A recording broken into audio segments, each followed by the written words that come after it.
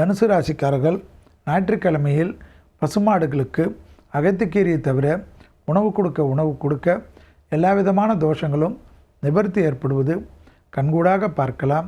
தாய் வழி உறவு, தந்தை வழி உறவுடன் மட்டும் வாக்குவாதங்கள் வேண்டாம். முதலீடுகளுக்கு குறைவு இருக்காது.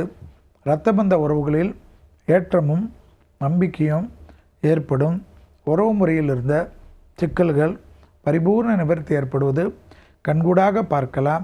சுபகாரியத்தில் இருந்த சிக்கல்களெல்லாம் தீர்வது, பயணங்கள் அனுகூலத்தை ஏற்படுத்துவது, உத்தியோக ரீதியாக மிகப்பெரிய நம்பிக்கையும் நிறைய சந்தோஷத்தையும் ஏற்படுத்தி கொடுக்கக்கூடிய நல்ல காலகட்டம் தனுசு ராசிக்காரர்களுக்கு எல்லா விதத்திலும் நம்பிக்கையும் சந்தோஷம் ஏற்படுவதற்கு சிவன் வழிபாடு, சிவாலயங்களில் நல்லெண்ணெய் கொடுப்பது, அன்னதான பொருளை கொடுப்பது, கல்லுப்பு முதல் கொண்டு கொடுப்பது எல்லா விதத்திலும் நம்பிக்கை ஏற்படுத்தும்.